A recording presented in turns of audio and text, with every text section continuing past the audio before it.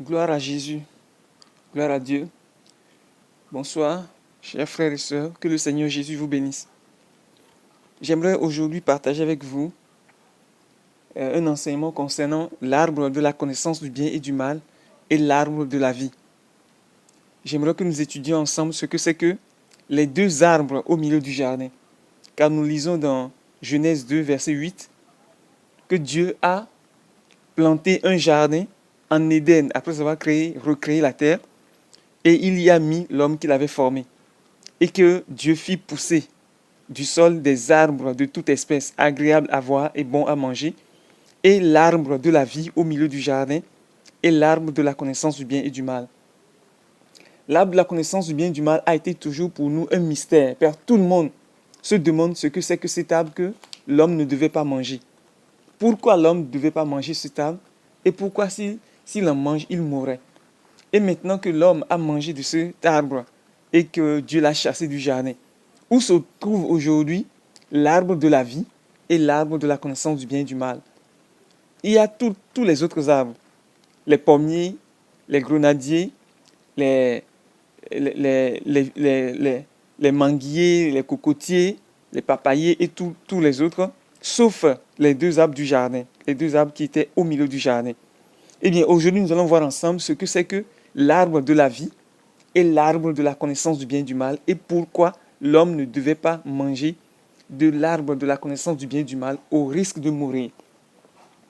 Nous devons comprendre. Bon, allons dans Matthieu 4, verset 4. Dans Matthieu 4, verset 4, il est dit, Jésus répondit, il est écrit, l'homme ne vivra pas de pain seulement, mais de toute parole qui sort de la bouche de Dieu. Jésus, dans le désert, lorsque Satan lui a dit de transformer une pierre en pain, Jésus lui a cité un passage de l'Écriture dans Deutéronome 8, verset 3. Parce que dans Deutéronome 8, verset 3, Moïse parlait au peuple que Dieu l'a fait souffrir de la faim, Dieu lui a fait ceci et cela, afin de lui apprendre que l'homme ne vivra pas seulement de pain, mais de toute parole qui sort de la bouche de Dieu. C'est pourquoi Jésus répondit, il est écrit. Donc c'est dans Deutéronome qu'il est écrit. Maintenant, pourquoi Jésus dit, ou bien pourquoi l'Écriture dit que l'homme ne vivra pas seulement de pain, mais de toute parole qui sort de la bouche de Dieu? Simplement parce que Dieu, lorsqu'il a créé l'homme, il l'a placé dans deux dimensions différentes. L'homme est dans la dimension physique, mais aussi dans la dimension spirituelle. Dans la dimension physique, il se nourrit de pain, mais dans la dimension spirituelle, il se nourrit de la parole de Dieu. L'homme ne vivra pas seulement de pain, mais de toute parole qui sort de la bouche de Dieu. Si l'homme se nourrit uniquement du pain et qu'il néglige toute parole qui sort de la bouche de Dieu, l'homme vivra dans son corps aussi longtemps qu'il le faut, mais il mourra dans son âme. Et si l'homme se nourrit de toute parole qui sort de la bouche de Dieu, mais qu'il néglige de nourrir son corps, il vivra dans son âme, dans son esprit, mais il mourra dans son corps. Il mourra dans son corps. Parce que les deux dimensions de l'homme doivent être nourries. Les deux dimensions de l'homme ont besoin de nourriture. Je vais vous conduire dans Matthieu 10, verset 28, pour vous montrer que l'homme est dans deux dimensions et qu'il a deux vies, une vie naturelle et une vie spirituelle. Dans Matthieu 10, verset 28, il est écrit, « Ne craignez pas ceux qui tuent le corps et qui ne peuvent tuer l'âme. Craignez plutôt celui qui peut faire périr l'âme et le corps dans la géhenne. » Jésus dit de ne pas craindre ceux qui tuent le corps et qui ne peuvent tuer l'âme. Craignez plutôt celui qui peut faire périr l'âme et le corps dans la géhenne. Donc nous voyons ici que l'homme a deux vies, la vie de son corps et la vie de son âme. Et les deux peuvent mourir. Le corps peut mourir, l'âme aussi peut mourir. Et si le corps peut mourir et l'âme aussi, c'est parce que les deux dimensions sont vivantes et que les deux dimensions également se nourrissent. Et de la même manière que le corps se nourrit du pain, mais aussi peut se nourrir du poison et mourir, de la même manière, l'âme aussi peut se nourrir de toute parole qui sort de la bouche de Dieu, mais aussi se nourrir de ce qui ne convient pas à sa santé spirituelle et mourir. Vous suivez? Dans Matthieu 16, verset 26, d'abord, avant de continuer, je vais vous dire ceci. Si l'homme peut se nourrir de pain dans son corps et vivre, et se nourrir aussi du poison dans son corps et mourir. De la même manière, l'homme peut nourrir son âme de toute parole qui sort de la bouche de Dieu et vivre, ou se nourrir d'un poison et mourir. Quel était le poison de l'âme de l'homme? Quel était le poison de l'âme de l'homme? Eh bien, en ce qui concerne l'arbre de la connaissance du bien et du mal, c'est l'homme lui-même. C'est la chair de l'homme. Parce que comme je le disais, l'homme vit dans deux dimensions. Et parce qu'il vit dans deux dimensions, Dieu lui a donné des nourritures dans la dimension naturelle, qui est le pain, les fruits des arbres physiques, mais aussi il lui a donné une nourriture dans la dimension spirituelle pour nourrir son âme, et c'est l'arbre de la vie. C'est un arbre spirituel et non un arbre physique. Et cet arbre spirituel-là, de la vie, est unique et c'est Christ. Christ est l'arbre de la vie et il était dans l'esprit de l'homme. Dès le commencement dans le jardin, Christ était dans l'homme. Parce que sans Christ, l'homme de Dieu, l'homme ne peut pas vivre. Jésus dit, je suis la vie. Je suis le chemin, je suis la vérité, je suis la vie. Il n'y a pas un arbre de vie et puis Jésus est aussi la vie. Si Jésus est la vie et qu'il y a un arbre de vie, ça veut dire que nous pouvons donc choisir entre Jésus et l'arbre de vie. Soit nous mangeons l'arbre de vie, nous vivons, soit nous mangeons Jésus et nous vivons. Mais non, il n'y a qu'une seule vie, c'est Jésus. Et il est représenté dans le jardin par l'arbre de vie. Mais en fait, représenté dans le jardin comme l'arbre de vie, il n'était pas un arbre physique, mais il était un arbre spirituel. Et il vivait dans l'esprit de l'homme. Christ était en Adam dès le commencement. Parce que sans Christ, l'homme ne peut pas vivre avec Dieu. L'homme ne peut pas vivre. Sans Christ, l'homme meurt. Sans Christ, l'homme meurt. Dans Jean 1, du verset 1 au verset 4, il est écrit quelque chose disant que au commencement était la parole était avec Dieu, la parole était Dieu. Elle était au commencement avec Dieu et toutes choses ont été faites par elle. Au verset 4, il est dit, en elle était la vie. Dans la parole de Dieu était la vie et la vie était la lumière des hommes. La vie était la lumière des hommes. Donc, l'homme avait deux dimensions et Dieu lui avait donné des nourritures dans les deux dimensions. Dans la dimension naturelle, pour la nourriture de son corps, Dieu lui avait donné les fruits des arbres physiques. Mais dans la dimension spirituelle, Dieu lui avait donné le fruit de l'arbre de la vie, un arbre spirituel. Et cet arbre spirituel, c'est Christ. Et il était dans l'esprit de l'homme. Vous n'êtes pas sans savoir que Dieu a créé l'homme dans son esprit, dans son âme et dans son corps. Mais l'homme, c'est l'âme lui-même. Et dans sa dimension spirituelle, il avait un contact avec Dieu. Et dans sa dimension physique, il avait un contact avec le monde physique. Mais l'âme de l'homme devait se nourrir de Christ qui était dans son esprit, la parole de Dieu. Il devait se nourrir de la parole de Dieu, qui est Christ en lui.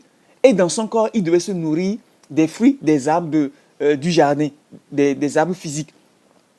Lorsque Dieu dit à l'homme, tu pourras manger de tous les arbres du jardin, mais de l'arbre de la connaissance du bien et du mal, tu n'en mangeras pas, car le jour où tu en mangeras, tu mourras.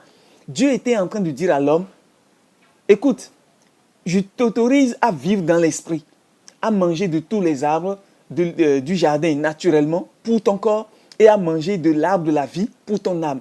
Mais de l'arbre de la connaissance du bien et du mal, tu n'en mangeras pas parce que le jour où tu en mangeras, tu mourras. Cet arbre n'était pas un arbre physique parce que Dieu n'avait pas créé un arbre physique empoisonné, mais il avait créé deux arbres spirituels. L'un était spirituel et donnait la vie à l'homme. L'autre était spirituel et donnait la mort à l'homme. Pourquoi Dieu a créé l'arbre de la connaissance du bien et du mal? Eh bien, Dieu n'avait pas d'autre choix parce que c'est la chair de l'homme qui est en fait l'arbre de la connaissance du bien et du mal. De même que Christ dans l'esprit de l'homme est l'arbre de la vie, de même la chair de l'homme, le corps de l'homme, la nature et le caractère du corps de l'homme est l'arbre de la connaissance du bien et du mal. Dieu ne voulait pas que l'homme vive selon sa propre nature charnelle. C'est pourquoi il lui a dit de vivre par l'arbre de la vie afin de vivre. Mais le jour où l'homme choisirait de vivre par lui-même, le jour où l'homme choisirait de vivre selon la chair, l'homme mourrait. Est-ce que vous voyez? Je vais vous amener dans Romains 8, verset 13. Vous allez voir ce que Paul nous dit là-bas. La même chose que Dieu a dite à l'homme au commencement, Paul le répète ici. Souvenez-vous que nous étions tous perdus après la désobéissance d'Adam. Maintenant que Dieu nous a ramenés dans son royaume, Paul nous dit la même chose que Dieu avait dite à Adam. Tu pourras manger de tous les arbres du jardin, mais tu ne mangeras pas de l'arbre de la connaissance du bien et du mal, car le jour où tu en mangeras, tu mourras. Maintenant que nous sommes nés de nouveau, nous, enfants de Dieu, Paul nous dit, verset 13 du chapitre 8 de Romains, « Si vous vivez selon la chair, vous mourrez. Mais si par l'esprit, vous faites mourir les actions du corps, vous vivrez. » Vous voyez que Dieu nous a placés devant deux choix. Et Paul nous rappelle ces deux choix. Nous avons à choisir entre l'esprit et la chair. Si nous choisissons l'esprit, nous vivrons. Si nous choisissons l'arbre de la vie, nous vivrons. Mais si nous choisissons l'arbre de la connaissance du bien et du mal, nous mourrons. Mais l'esprit est représenté par l'arbre de la vie, tandis que la chair est représentée par l'arbre de la connaissance du bien et du mal. Est-ce que vous voyez? Le fruit de l'esprit, comme Paul nous l'a dit dans Galates, c'est l'amour, c'est la paix, la joie, la bonté, la douceur, la bénignité, la longanimité, la tempérance, la patience. Est-ce que vous voyez? Mais le fruit de l'arbre de la connaissance du bien et du mal, nous le connaissons également dans Galates 5, c'est la dissolution, l'ivrognerie, la sorcellerie, la magie, les querelles, toutes sortes de choses. Dieu ne veut pas que nous vivions, que nous mourions. C'est pourquoi il nous a dit de ne pas manger le fruit de l'arbre de la connaissance du bien et du mal. Parce que c'est la chair qui est l'arbre de la connaissance du bien et du mal. C'est la chair de l'homme. Donc les deux arbres-là étaient des arbres spirituels et étaient en l'homme. Autant l'arbre de la vie, qui est Christ en l'homme, que l'arbre de la connaissance du bien et du mal, qui est la chair de l'homme. Donc l'homme devait choisir entre lui-même et Christ. Aujourd'hui, nous avons toujours ces deux choix-là devant nous.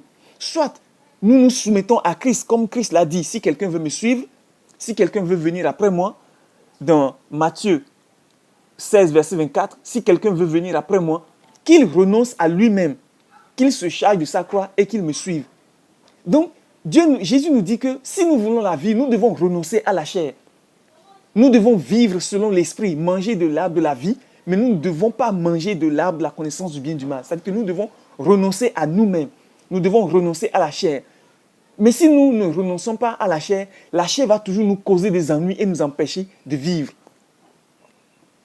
Donc, l'arbre de la connaissance du bien et du mal n'était pas un arbre physique, mais un arbre spirituel et il était en l'homme. De même que l'arbre de la vie n'était pas un arbre physique, mais un arbre spirituel et il était aussi en l'homme. C'est-à-dire Christ. Christ était en l'homme dès le commencement. Christ était en l'homme dès le commencement et l'arbre de la connaissance du bien et du mal était aussi en l'homme dès le commencement. Je vais vous amener dans Galates 5, verset 16. Paul dit quelque chose là-bas.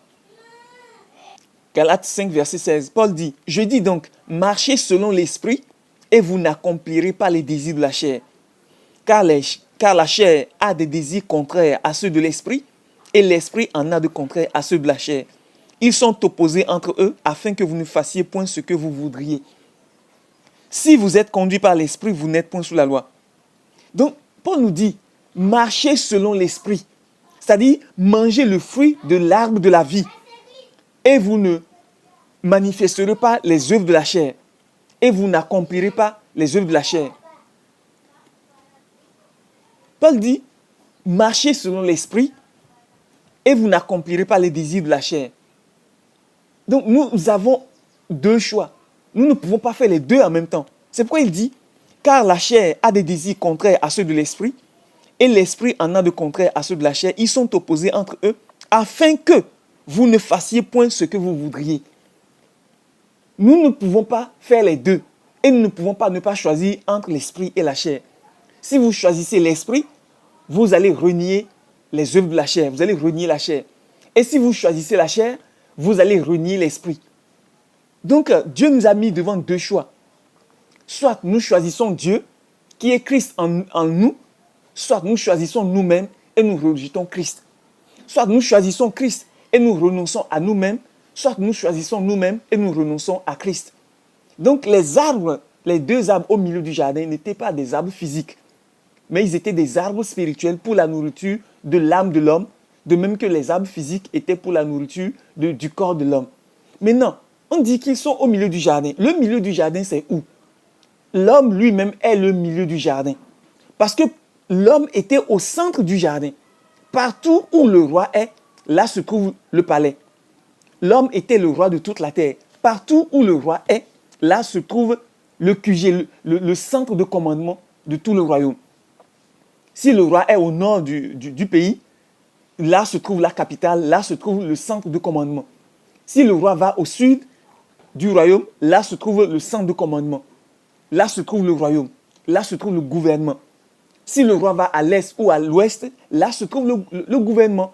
Donc, partout où Adam allait dans le jardin, là était le milieu du jardin. Et les deux arbres là suivaient l'homme partout où il allait. Et il ne pouvait pas ne pas choisir. Il ne pouvait pas ne pas choisir. Donc, choisir l'arbre de la connaissance du bien et du mal, c'est se choisir soi-même. C'est se séparer de Dieu. C'est choisir son indépendance. C'est choisir son indépendance. C'est pourquoi lorsque l'homme a choisi l'arbre de la connaissance du bien et du mal, Dieu dit, voici l'homme est devenu comme l'un de nous. Je vous lis ce passage. Genèse 3, verset 22. L'Éternel Dieu dit, voici l'homme est devenu comme l'un de nous pour la connaissance du bien et du mal. Empêchons-le maintenant d'avancer sa main, de prendre de l'arbre de vie, d'en manger et de vivre éternellement. Ça veut dire quoi? Que l'homme est devenu comme l'un de Dieu. Est-ce que Adam n'était pas comme Dieu? Dieu a créé l'homme à son image et à sa ressemblance. Pourquoi donc Dieu dit, voici l'homme est devenu? Quand on dit que l'homme est devenu, cela veut dire que l'homme n'était pas comme l'un de Dieu, l'un d'eux. Pourtant, Dieu dit qu'il a créé l'homme à son image. Eh bien, manger, devenir comme l'un d'eux pour la connaissance du bien et du mal, cela veut dire que à partir de maintenant, l'homme est devenu son propre chef. C'est lui maintenant qui décide de ce qui est bien, de ce qui est mal. Parce que manger de l'arbre de la connaissance du bien et du mal, c'est décider de vivre par soi-même. C'est décider d'être son propre chef. C'est décider de vivre par soi-même. C'est renoncer à Dieu et de décider de vivre par soi-même. Manger de l'arbre de vie, c'est décider de se soumettre à Dieu. C'est décider de se soumettre à Dieu. C'est se soumettre à Dieu. Manger de l'arbre de la connaissance du bien et du mal, c'est se séparer de Dieu et vivre par soi-même. Être un autonome, être autonome. Maintenant, Dieu dit qu'il est devenu comme l'un d'eux pour la connaissance du bien et du mal. Ça veut dire que l'homme, désormais, ne fait pas ce que Dieu dit comme étant bon, mais il fait ce qui est bon à ses propres yeux. S'il dit que c'est bon pour moi d'avoir 5 femmes, eh bien, c'est ça qui est bien. C'est comme aujourd'hui. Quand vous dites la vérité, on dit non, vous n'avez pas le droit. Je prends un exemple. Quand vous êtes un officier d'état civil et que 2 hommes se présentent à vous disant qu'ils veulent se marier, si vous refusez, on va vous condamner. Surtout en Occident, on va vous condamner, on va vous dire que vous faites le mal parce que vous n'avez pas le droit de refuser à 2 hommes masculins de se marier. Donc, pour l'Occident aujourd'hui, l'homosexualité, c'est bien. Quand vous dites que vous voulez marier 2 hommes masculins, on va vous dire que vous faites bien. Mais quand vous refusez de les marier, on va vous dire que vous faites mal. Est-ce que vous voyez? Quand on vous dit que vous ne devez pas taper vos enfants, quand vous tapez vos enfants pour les corriger, on va vous dire que vous faites mal. Quand vous les laissez, vous ne les tapez pas et vous les laissez choisir ce qu'ils veulent, on va vous dire que vous faites bien. Donc, l'homme est devenu comme l'un de Dieu pour la connaissance du bien et du mal. En ce sens que c'est l'homme désormais qui décide de ce qui est bien. C'est Dieu qui décide de ce qui est bien dans son univers. Si Dieu dit l'homme ne doit pas se marier, c'est ça qui est bien. Si Dieu dit l'homme doit se marier, c'est ça qui est bien. Maintenant, aller à l'encontre de la volonté de Dieu, c'est faire le mal. De même, l'Occident aujourd'hui, aller à l'encontre de ses décisions, c'est faire mal. Si l'Occident dit que 2 hommes peuvent se marier, si vous vous dites non, l'Occident va vous dire non, vous faites mal. Parce que vous allez à l'encontre de leur volonté. Si vous acceptez marier 2 hommes, l'Occident dira que vous faites bien parce que vous faites ce qu'ils veulent. Eh bien, c'est ça, devenir comme Dieu pour la connaissance du bien et du mal. C'est que l'homme désormais décide de ce qui est bien pour lui et de ce qui est bien et de ce qui est mal pour lui. Si Dieu dit, vous ne devez pas faire ceci, si vous obéissez, Dieu dira que vous faites bien. Si Dieu dit, vous devez faire ceci, Si vous faites, Dieu dira que vous faites bien. Mais si vous résistez à Dieu, Dieu dira que vous faites mal. Pareillement, aujourd'hui, en Occident, si on vote une loi, si vous violez cette loi-là, on dira que vous faites mal. Par exemple, durant la Covid, on a interdit les réunions religieuses, les cultes religieux. Quiconque résiste, quiconque dit nous sommes chrétiens, que nous devons nous rassembler, avec Covid ou pas, nous devons nous rassembler, on l'arrête, surtout au Canada ou aux États-Unis. On arrête la personne parce que le gouvernement a dit que plus personne ne doit se réunir pour quelque culte que ce soit. Pourtant, Dieu dit qu'il faut se réunir. N'abandonnons pas nos assemblées. C'est Dieu qui a dit. Donc, nous voulons obéir à Dieu en nous réunissant. Maintenant, l'Occident dit, le gouvernement dit, vous ne devez pas vous réunir parce qu'il y a pandémie. Si vous résistez à ce que le gouvernement dit, le gouvernement dira que vous faites mal. Pourtant, devant Dieu, c'est le bien que vous faites parce que vous faites la volonté de Dieu. Donc, ce qui est conforme à la volonté de Dieu est ce qui est bien. Ce qui est conforme à la volonté du gouvernement est ce qui est bien. Mais même si ce que le gouvernement dit est contraire à la volonté de Dieu, le gouvernement dira que c'est ce qu'il a dit qui est bien. C'est ça, devenir comme Dieu pour la connaissance du bien et du mal. C'est être autonome, c'est décider lui soi-même ce que l'on veut. J'espère que vous avez appris quelque chose. Vous pouvez approfondir vos connaissances par la lecture de ces passages et une étude. Vérifiez par vous-même. Les 2 arbres au milieu du jardin n'étaient pas des arbres physiques, mais c'était des arbres spirituels. C'est pourquoi on n'en retrouve pas de traces aujourd'hui. Et ces 2 arbres-là sont toujours en nous aujourd'hui qui sommes nés de nouveau. En ceux qui ne sont pas nés de nouveau, il n'y a que l'arbre de la connaissance du bien et du mal qu'ils continuent de manger parce qu'ils ne peuvent pas se soumettre à Dieu. Mais dès que nous naissons de nouveau, Dieu replace en haut dedans de nous l'arbre de la vie qui est Christ lui-même, afin que nous puissions avoir de nouveau accès à la vie. Ça ne veut pas dire que l'arbre de la connaissance du bien et du mal est ôté. Non, il est toujours là. La chair est toujours là. C'est pourquoi Paul nous a dit dans Romains 8 que si vous vivez selon la chair, vous mourrez. C'est-à-dire que nous avons toujours la possibilité de vivre selon la chair. Et il dit que si par l'esprit vous faites mourir les actions du corps, vous vivrez. Que Dieu vous bénisse et que sa grâce repose sur vous.